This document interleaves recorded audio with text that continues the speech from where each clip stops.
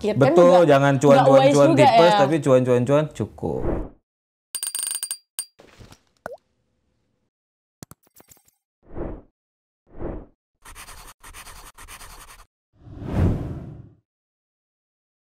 Kembali lagi di Bicara Uang, Cerdas Kelola Uang. Bijak atur masa depan.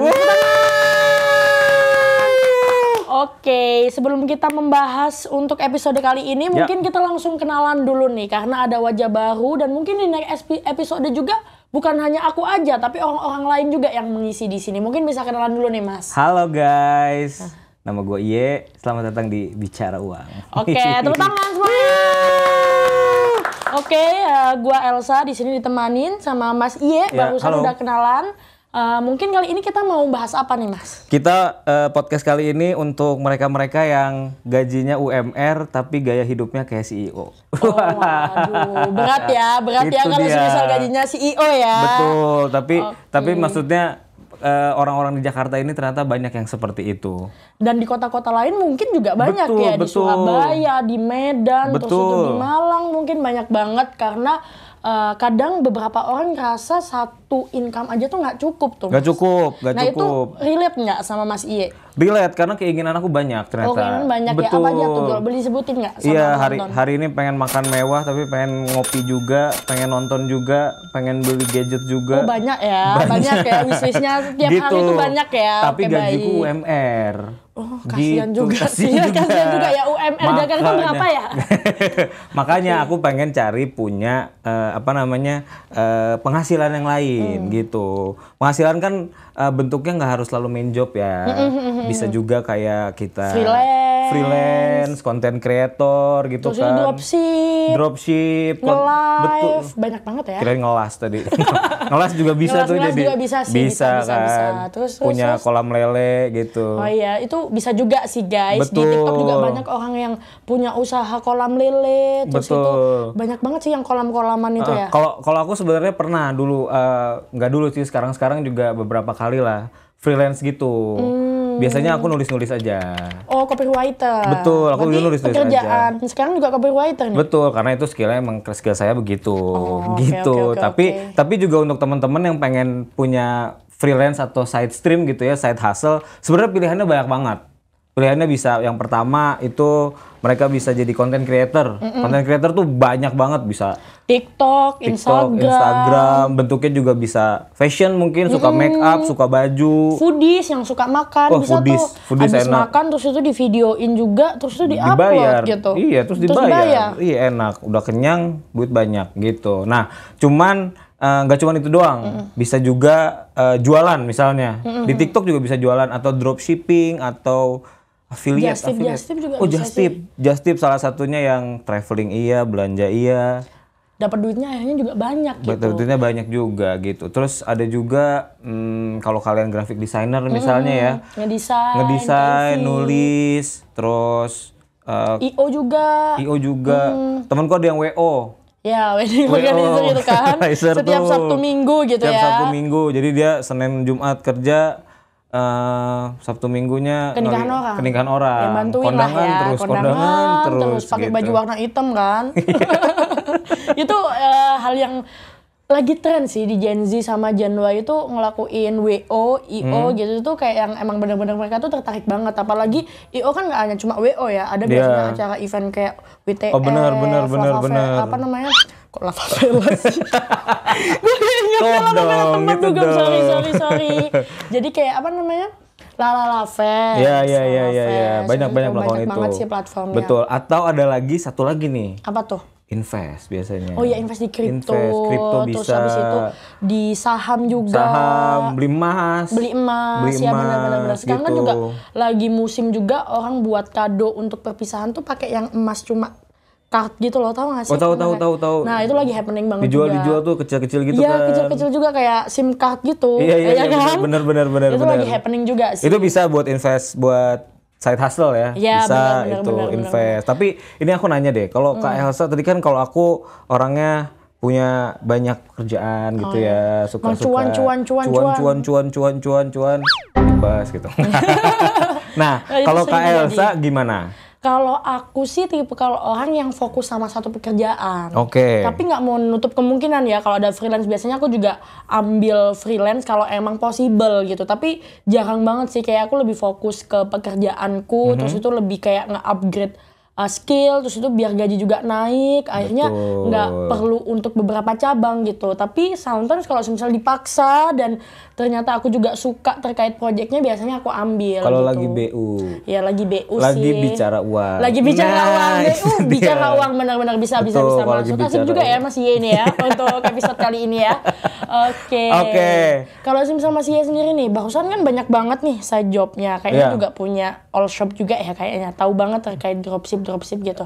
Lebih suka belanjanya. Oh, lebih suka belanjanya. Iya, lebih suka belanjanya. Lebih ke tipsnya gimana sih Mas untuk ngatur waktu di main jobnya, terus habis itu ke freelance-nya itu gimana sih? Karena kan kalau aku sendiri ya itu susah banget untuk time manajemennya, terus itu ngatur semua hal lah yang berkaitan dengan side job ini. Itu gimana Mas ya?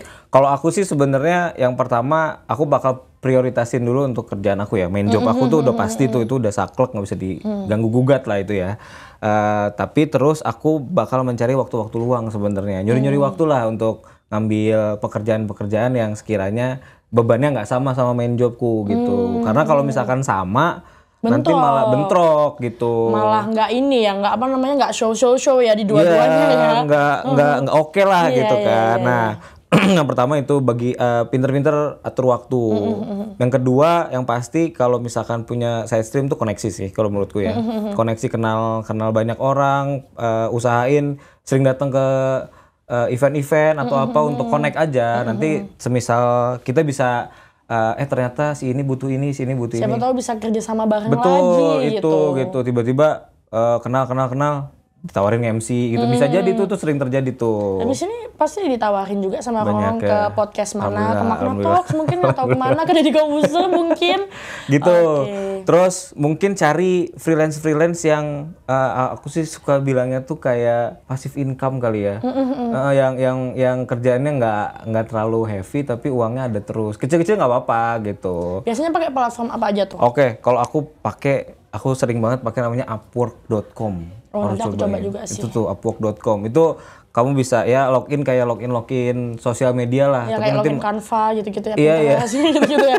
Login biasa kan. Iya, login nggak biasa. perlu effort banget kan. Bener. Kayak gitu. Terus nanti udah di situ dia bakal nyari banyak hal lah gitu. Bakal aku pernah waktu itu disuruh selfie doang. Selfie doang? Hati-hati sih Mas, itu banyak editan-editan. Selfie doang, tapi harus pakai kacamata. Oh. Jadi dia spesifik gitu. Tapi ya bayarnya nggak banyak sih. Cuman ya menurut aku kira-kira tuh? Apa? Biar teman-teman tahu. Oh, biar teman-teman tahu. Range-nya tuh berapa tuh? Waktu itu aku tuh $20 gitu. Oh, lumayan ya. Lumayan itu ya? Lumayan sih. Iya lumayan. Itu cuman foto aja. Aku foto pakai kacamata, tapi dia minta kacamatanya banyak gitu. Aku kan suka kacamata nih. Oh iya, kolektor kacamata ya. Lumayan. Jadi kayak pakai kacamata terus udah deh upload. Gitu. Aku juga sebenarnya dia sih bilangnya buat ads gitu, kayak kalau lihat ads last war gitu.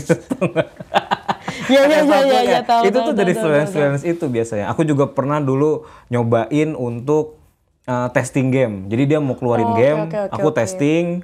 Nah, terus nanti review. Iya, kalau suka lihat suka ada iklan games tahu. Nah, itu tuh biasanya orang-orang kayak saya itu. Oh, banyak ya pekerjaannya gitu, ya. pekerjaan itu aneh-aneh.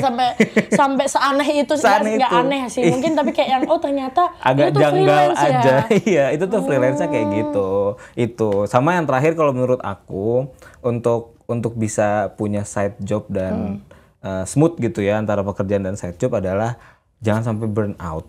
Ya jangan sampai sakit. Jangan sampai burn out. Jadi kalau memang merasa udah overwhelmed banget nih, mending ya udah istirahat aja, jangan maksain. Mending cukup aja. Daripada nanti uangnya kekumpul banyak tapi buat ke rumah sakit. Betul, kan jangan cuan-cuan tipes tapi cuan-cuan cukup. Gitu. Oke, tepuk tangan semuanya.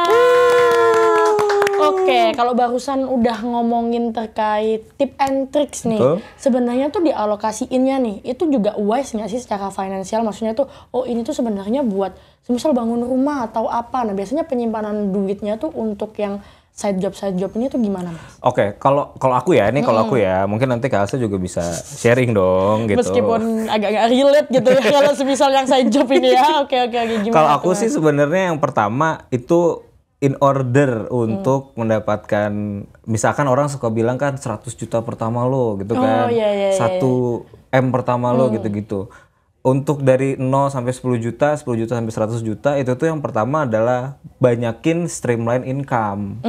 Gitu, sama atur tabungan, nge-cut apa expense gitu, nge-cut pengeluaran. Sebenarnya itu dulu. Kalau aku makanya kalau misalkan dapat dan tidak mengganggu keperluan bulanan, ya mending ditabung aja gitu. Oh, berarti nabung ya? Nabung tuh harus. Nabung itu wajib gitu. Berarti harus saving, harus wise, Betul. harus financialnya itu harus stable juga gitu ya. Saving kalau aku pribadi tuh saving berapa persen tuh? Aku paling suka, aku ada tips satu. Apa tuh? Namanya nabung 20.000.